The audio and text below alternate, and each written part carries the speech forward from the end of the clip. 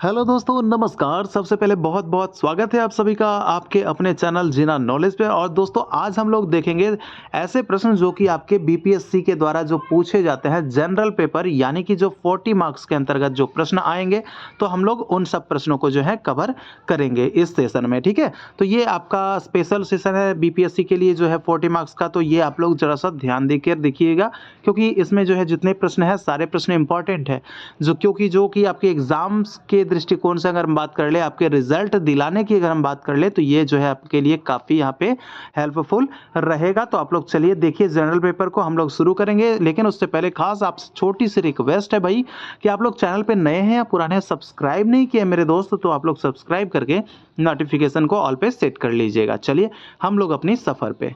तो दोस्तों, पहला प्रश्न यानी कि 44 नंबर का जो प्रश्न है हमारा, वो क्या पूछ रहा है कि भारत में ब्रिटिश साम्राज्य के अंतर्गत अवध को मिलाया गया। तो बताना है कि किसके बारे में। तो पहले पढ़ना पड़ेगा ऑप्शन, सहायक गठजोड़ की नीति द्वारा, या फिर अतिक्रमण के सिद्धांत के अंतर्गत, या फिर कुशासित राज्य की घोषणा करके। तो किसके द्वारा जो है आपके ब्रिटिश साम्राज्य में अवध को मिलाया गया।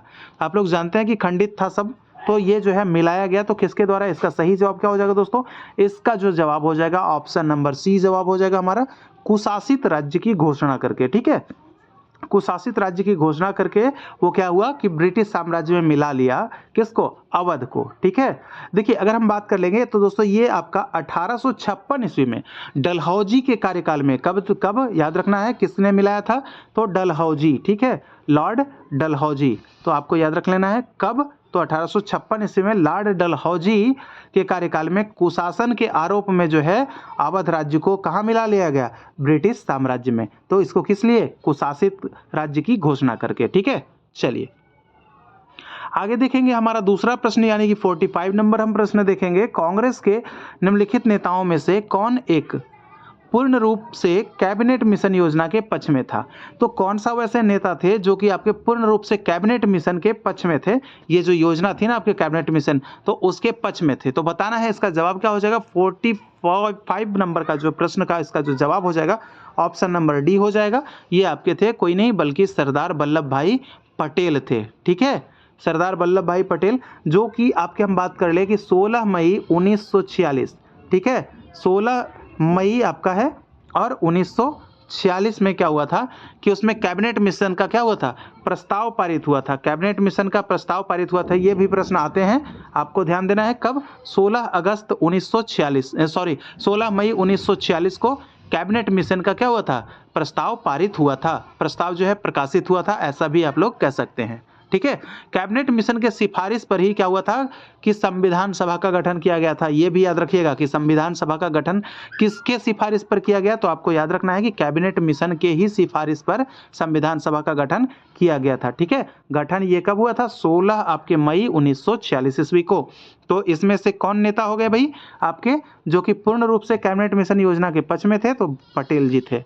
ठीक है, आगे देखिए अगला हमारा प्रश्न क्या हो जाएगा। 46 नंबर का प्रश्न है, क्या पूछ रहा है कि निम्नलिखित में विश्व का सबसे गहरा गर्त, गर्त क्या होता है भाई, गर्त का मतलब समझिए, गर्त का मतलब होता है खाई, यानी पहाड़ों पर्वतों पर से जो नीचे गिरता है ना पानी, तो जो नीचे गिरता है यानी कि कितना गड्ढा में, तो जो जहाँ पे झरने का जो पानी गिर रहा है, ये जो पानी गिर रहा है इसके नीचे ये कितना गड्ढा, तो सबसे गहरा जो गर्त है उसके बारे में पूछा जा रहा है। तो इनमें जो है यहाँ से बताना है कि कौन सा है, चैलेंजर गर्त है, या फिर आपके पोर्टो रिको है, या फिर आपका रोमासे है, या फिर इनमें से कोई नहीं। तो 46 का जो जवाब हो जाएगा उसमें सबसे जो इंपॉर्टेंट आपको याद रखिएगा चैलेंजर हो जाएगा, क्योंकि ये चैलेंज करता है भाई कि हम सबसे गहरे हैं, ऐसा आप लोग याद रखिएगा। देखिए इसके अगर बात कर ले कि मरियाना गर्त एक जो है आपका मरियाना गर्त, ये उसकी अगर हम बात करेंगे तो उसकी जो है आपकी जो लंबाई इसकी पूछी जाती है, गहराई, तो 11,022 मीटर। ठीक है, 22 मीटर, ये आपका मरीन कौन सा है, ये आपका हो जाएगा मरियाना गर्त। ठीक है, मरियाना गर्त की जो है आपकी गहराई है, तो ये इसकी गहराई पूछी जाती है, और सबसे जो ज़्यादा गहरा पूछा जाता है वो चैलेंजर के बारे में पूछा जाता है। तो ये सब जो है आपको याद रख लेना है। चैलेंजर गर्त अगर पूछे कि कहाँ अवस्थित है, तो पश्चिमी प्रशांत महासागर में। ठीक है, कहाँ, पश्चिमी प्रशांत महासागर में आपका मरियाना द्वीप समूह के पास वहीं पर स्थित है।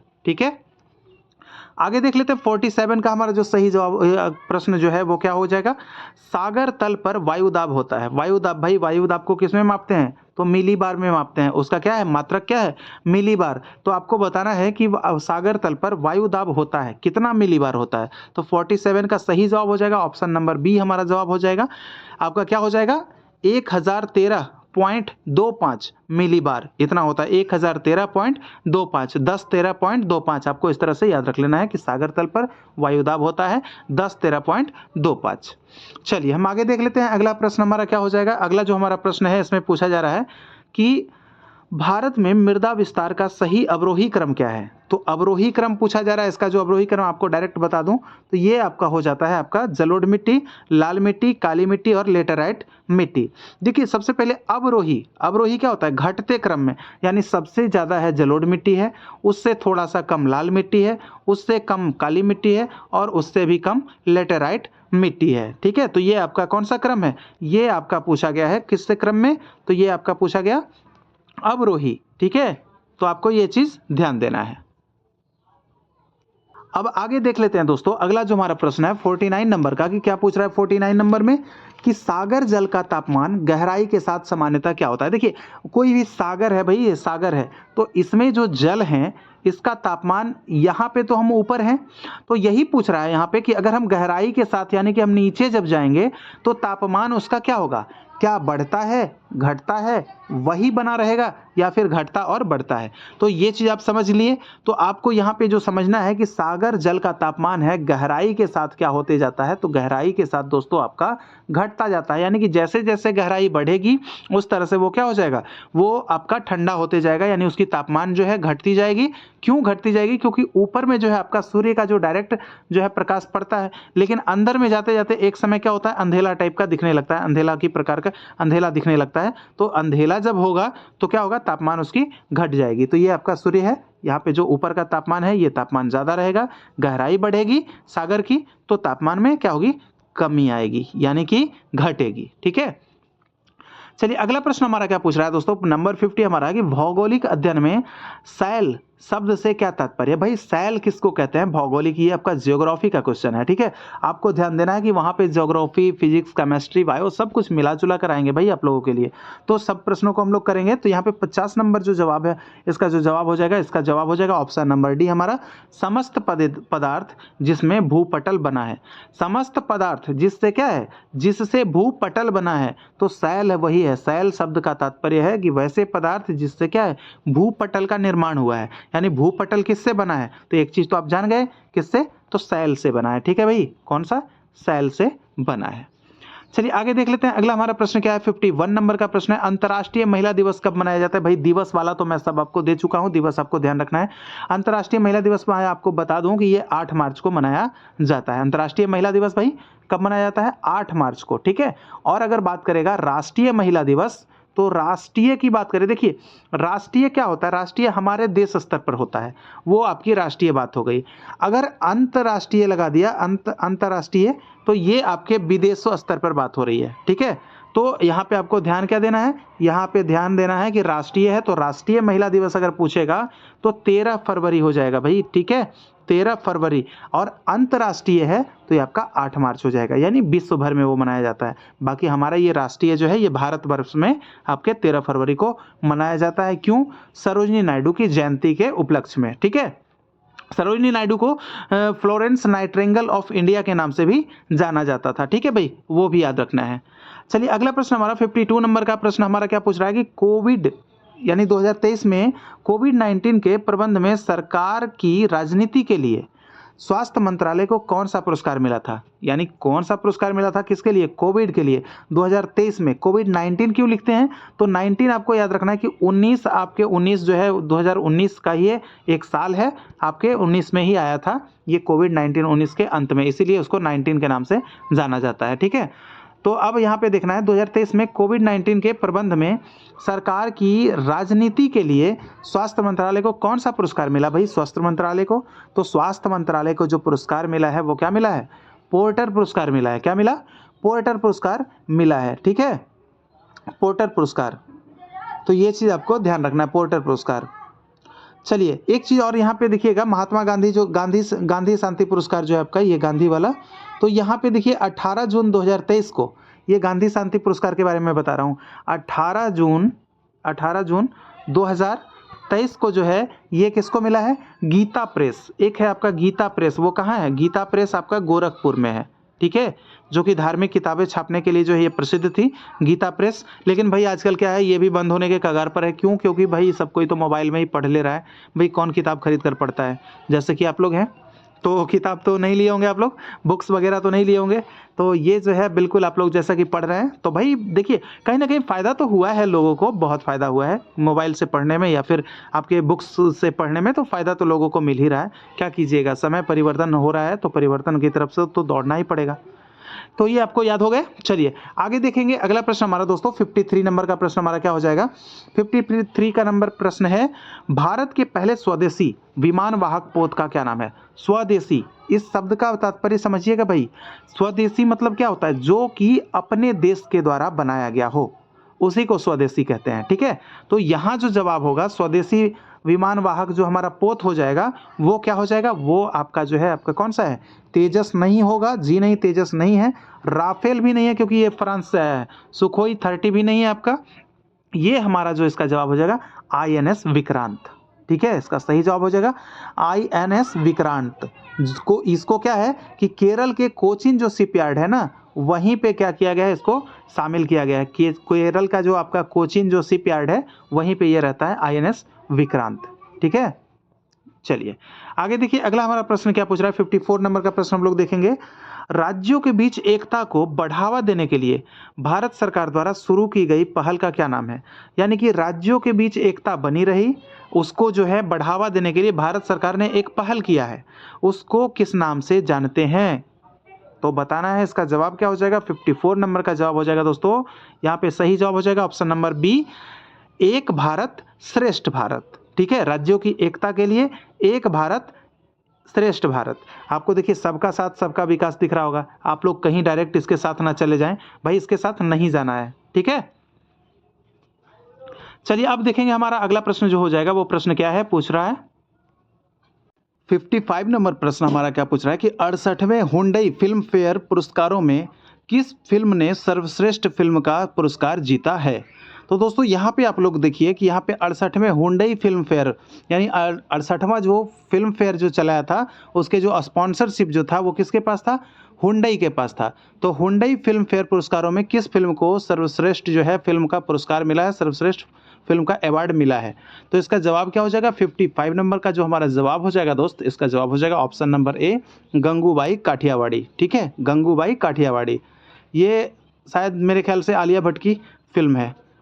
आगे देखते हैं, अगला प्रश्न है, किस देश के प्रस्ताव पर संयुक्त राष्ट्र महासभा द्वारा वर्ष 2023 को अंतर्राष्ट्रीय बाजरा वर्ष घोषित किया गया था, ठीक है। तो बताना है किस देश के प्रस्ताव पर, यानी कौन सा ऐसा देश था जो प्रस्ताव दिया था संयुक्त राष्ट्र महासभा के द्वारा, फिर क्या किया गया 2023 को अंतर्राष्ट्रीय बाजरा वर्ष जो है आपका घोषित किया गया था, ठीक है।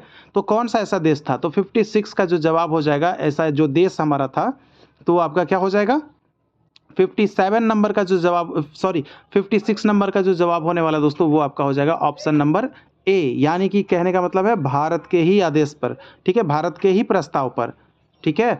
भारत ने प्रस्ताव दिया था कि जो 2023 वर्ष है उसको बाजरा वर्ष घोषित किया जाए। किसको प्रस्ताव दिया था, तो संयुक्त राष्ट्र महासभा को दिया था, ठीक है।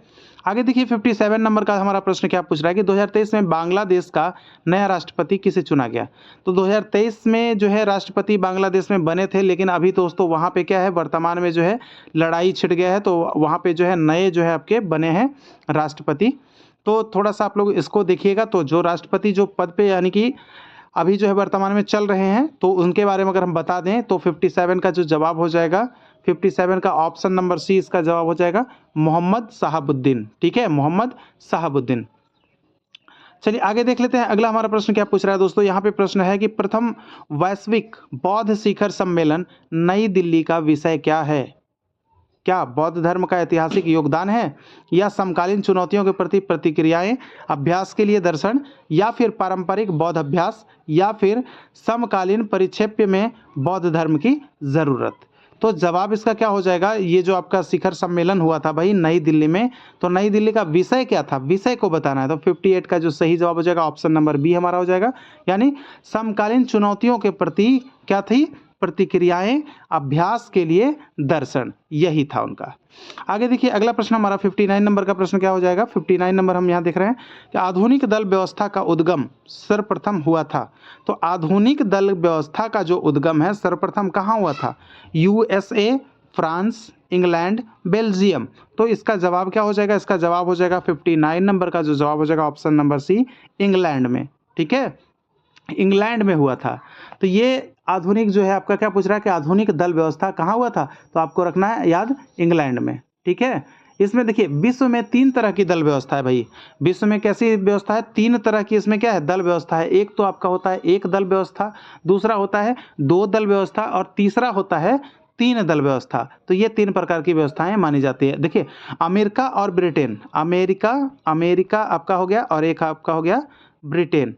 ठीक है, ब्रिटेन, यहाँ कैसी दल व्यवस्था है भाई, तो यहाँ पे 2 दल व्यवस्था है, लेकिन हमारे देश में क्या है बहुदलीय व्यवस्था है। यहाँ पे बहुत सारे जो है यहाँ पे पार्टी है, ये है वो है, तो बहुदलीय यहाँ पे बहुत सारे दल हैं। अब देखिए अगर हम बात करेंगे तो डेमोक्रेटिक और रिपब्लिकन एक पार्टी है जो कि आपके अमेरिका में है। तो यही 2 पार्टी वहाँ पे चलती है, लेकिन हमारे यहाँ अगर देख लीजिए तो बहुत सारी पार्टियाँ हैं यहाँ पे। ठीक है, देखिए और ब्रिटेन की अगर हम बात करेंगे तो ब्रिटेन में कौन कौन सी पार्टी, एक कंजर्वेटिव पार्टी और दूसरा लेबर पार्टी। तो यही 2 पार्टी की जो है वहाँ पे चलती है ब्रिटेन में। लेकिन हमारे भारत में कह लें, फ्रांस में कह लें, स्विट्जरलैंड में कह दें, इटली में कह लें, तो यहाँ पे जो है आपके बहुदलीय आपका क्या है शासन व्यवस्था है, यहाँ पे देखने को मिलता है। तो सही जवाब क्या हो जाएगा, आधुनिक दल व्यवस्था का उद्गम कहाँ हुआ था, तो दल व्यवस्था का उद्गम इंग्लैंड में हुआ था भाई, याद रखना है, इंपॉर्टेंट। अगला प्रश्न की तरफ हम देखेंगे। 60 नंबर प्रश्न हमारा क्या पूछ रहा है, वह हड़प्पा कालीन नगर जिसका प्रतिनिधित्व लोथल का पुरातत्व स्थल करता है किस नदी के तट पर था। तो लोथल भाई, लोथल आपके भोगवा नदी पर था। ऑप्शन नंबर सी इसका जवाब हो जाएगा, लोथल कहाँ था, भोगवा नदी पर था। ठीक है, आपको याद रखना है। चलिए अगला प्रश्न की तरफ हम देखेंगे दोस्तों। प्रश्न हमारा है दोस्तों 61 नंबर का प्रश्न क्या पूछ रहा है यहाँ पे, प्रश्न है हमारा निम्नलिखित में से कौन एक कैबिनेट मिशन का सदस्य नहीं था। देखिए कैबिनेट मिशन का सदस्य कौन नहीं था, इसका क्या जवाब हो जाएगा। देखिए आपके अगर हम बात कर लेंगे कैबिनेट मिशन, तो ये आपका आगमन कब हुआ था, तो 1946 ईस्वी में इसका आगमन हुआ था भारत। ठीक है, इसमें 1946 ईस्वी में इसका कैबिनेट मिशन का आगमन हुआ था भारत। और ये आपके इसमें हम बात करेंगे तो इसका जो सदस्य नहीं था तो ये आपका जॉन, आपका क्या है, इसका जो सही जवाब हो जाएगा जॉन साइमन। ठीक है, ये आपका कैबिनेट मिशन में जॉन साइमन जो है ये इसका सदस्य नहीं था, क्योंकि साइमन का मिशन जो है वो आपके पहले ही भारत आ चुके थे। तो ये जो आपके ये आपका क्या है कैबिनेट मिशन, ये बाद में आया। ठीक है, कब आया, 1946 ईस्वी में आया। चलिए अब आगे देखते हैं अगला हमारा प्रश्न क्या हो जाएगा। अगला प्रश्न की तरफ हम बात करेंगे तो अगला प्रश्न हमारा 62 नंबर का प्रश्न है, आगरा शहर की स्थापना किसने की थी। आगरा शहर की अगर स्थापना की बात करेंगे तो आगरा शहर के स्थापक कौन हो जाएगा, संस्थापक। इसका जो सही जवाब हो जाएगा 62 नंबर का ऑप्शन नंबर डी, यानी कि सिकंदर लोदी हो जाएंगे। आगरा शहर की स्थापना सिकंदर लोदी में हो जाएगा, सिकंदर लोदी हो जाएगा। और इसकी स्थापना कब की गई थी, तो 1504 ईस्वी में की गई थी। ठीक है, 1504 ईस्वी में इसकी स्थापना की गई थी, किसके द्वारा, इसके द्वारा, तो सिकंदर लोदी के द्वारा। और 1506 ईस्वी में इसे अपनी राजधानी बनाया। तो ये इसके पहले क्या किया, स्थापना की है 1504 में, और 1506 में कौन, सिकंदर लोदी ने इसको क्या किया, राजधानी बनाया। प्रश्न पूछता है आपसे कि आगरा को सर्वप्रथम राजधानी किसने बनाया, तो याद रखना है आपको सिकंदर लोदी ने ही बनाया था। ठीक है, ये लोदी वंश के क्या थे, राजा थे। ठीक है, चलिए अब आगे देख लेते हैं। अगला प्रश्न हमारा क्या पूछ रहा है, 63 नंबर का प्रश्न है, यह कथन देखना है, हम भारत को या तो आज़ाद करेंगे या आज़ादी के प्रयास में दिवंगत होंगे, किससे जुड़ा है। या तो हम भारत को आज़ाद करेंगे या फिर हम आज़ादी के प्रयास में जो है दिवंगत यानी कि शहीद हो जाएंगे। तो यह कथन किसका है, यह कथन किसका है या किससे जुड़ा हुआ है? तो ये आपका असहयोग आंदोलन से, या फिर आपके व्यक्तिगत सत्याग्रह से, या सविनय अवज्ञा आंदोलन, या भारत छोड़ो आंदोलन। यह प्रश्न दोस्तों किसका है, किससे जुड़ा हुआ है? तो जवाब इसका क्या हो जाएगा? 63 नंबर का जवाब हो जाएगा, ये आपका हो जाएगा भारत छोड़ो आंदोलन से जुड़ा हुआ है। इसका सही जवाब क्या हो जाएगा? भारत छोड़ो आंदोलन, ऑप्शन नंबर डी इसका सही जवाब हो जाएगा। ठीक है, उपरोक्त कथन जो है आपके भारत छोड़ो आंदोलन के दौरान महात्मा गांधी ने कहा था। ये जो कथन है आपका, ये किसके द्वारा? तो महात्मा गांधी ने कहा था कि या तो हम भारत को आज़ाद करेंगे, ठीक है, या तो हम आज़ादी के प्रयास में दिवंगत यानी कि शहीद हो जाएंगे। आपको याद रखना है। देखिए अब आगे देखिए, अगला प्रश्न है 64 नंबर का प्रश्न हमारा क्या पूछ रहा है कि भगत सिंह का स्मारक कहाँ स्थित है? भाई भगत सिंह को तो शायद कोई ऐसे ही लोग होंगे जो कि नहीं जानते होंगे। कौन नहीं जानता है भाई वीर भगत सिंह को? तो भगत सिंह का स्मारक कहाँ है? 64 का जवाब हो जाएगा इसका ऑप्शन नंबर ए, फिरोजपुर में है। ठीक है, इनका जो स्मारक है फिरोजपुर में है। ये मैं आपको बता दूं कि पाकिस्तान के सीमा के निकट सतलज नदी के किनारे फिरोजपुर जिले के हुसैनी वाला गांव में है। ठीक है, कौन सा गांव पूछेगा तो याद रखिएगा हुसैनी वाला। ठीक है, हुसैनी वाला आपका एक गांव है, कहाँ? फिरोजपुर, यानी पाकिस्तान की सीमा के निकट ही है, वो पड़ता है, सतलज नदी के किनारे है। ठीक है, तो वहीं पे उनका स्मारक क्या है।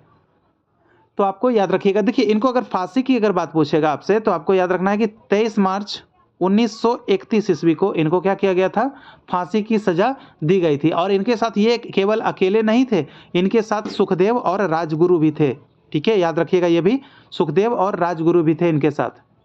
चलिए आगे देखिए, अगला हमारा प्रश्न क्या पूछ रहा है कि कनिष्क के समय में कनिष्क जो आपका था किस वंश का राजा था? ये भी पूछ देगा। तो आपको याद रखिएगा कनिष्क जो था वो कुषाण वंश का राजा था। भाई कनिष्क कुषाण वंश का राजा था।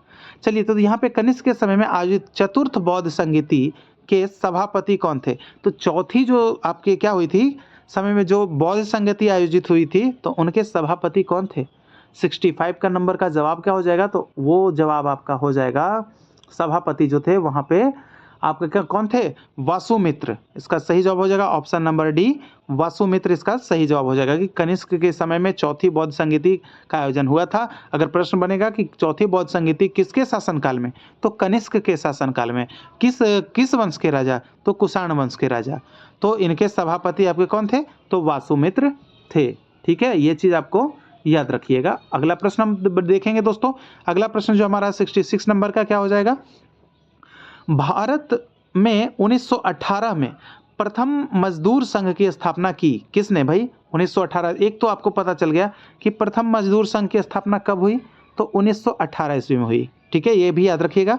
तो 1918 ईस्वी में क्या हुआ? तो प्रथम मजदूर संघ की स्थापना हुई। तो यहाँ पे प्रश्न है कि किसने किया, तो इसका जवाब क्या हो जाएगा? 66 नंबर का जवाब ऑप्शन नंबर बी, यानी कि बीपी वाडिया ने किया था। भाई बीपी वाडिया ने किया था, ये आपको याद रखना है, बीपी वाडिया। ठीक है, यहाँ पे है मजदूर, यहाँ पे अगर पूछेगा कि मद्रास के बारे में पूछा जाता है कि मद्रास मजदूर संघ की स्थापना किसने की, तो भी आपको बीपी वाडिया ही बताना है क्योंकि यही पहला था भाई। ठीक है, चलिए आगे देखिए, अगला प्रश्न हमारा 67 नंबर का प्रश्न क्या पूछ रहा है कि सहारा में प्रवाहित होने वाली गर्म शुष्क पवन। देखिए सहारा क्या है भाई? ये आपका रेगिस्तान है। ठीक है, रेगिस्तान है, सहारा जो है रेगिस्तान है। तो वो जो है आपके सहारा रेगिस्तान में क्या होती है? प्रवाहित होने वाली गर्म शुष्क पवन जो होती है, हवाएं जो होती है, उसको किस नाम से जानते हैं? उसको किस नाम से जानते हैं? तो उसको दोस्तों जानते हैं सिरोको के नाम से। क्या जानते हैं? सिरोको। ऑप्शन नंबर डी सही जवाब हो जाएगा, सिरोको। यानी कि सहारा जो रेगिस्तान है वो आपके उसमें जो गर्म शुष्क जो पवन चलती है उसको सिरोको के नाम से जाना जाता है। ठीक है, और ये अगर इसका क्षेत्र पूछेगा तो आपका क्षेत्र हो जाएगा मिस्र, हो जाएगा लीबिया, हो जाएगा ट्यूनीसिया, हो जाएगा इटली, हो जाएगा स्पेन, हो जाएगा। तो ये सब उन गर्म पवनों से क्या होते हैं? प्रभावित होते हैं। ये सब देश प्रभावित होते हैं। ठीक है, देखिए सिरोन क्या है? एक गर्म स्थानीय पवन है, ये तो आप जान गए। और ये जो आपका स्थानीय जो पवन है, इसे क्या आपका एक और नाम दिया गया है? Blood rain. ठीक है, ब्लड रेन, इसी को ब्लड रेन के नाम से भी जाना जाता है। ठीक है, तो दोस्तों ये थे आज आपके इम्पॉर्टेंट जो प्रश्न जो कि आपके एग्जाम्स के दृष्टिकोण से काफ़ी इम्पॉर्टेंट थे।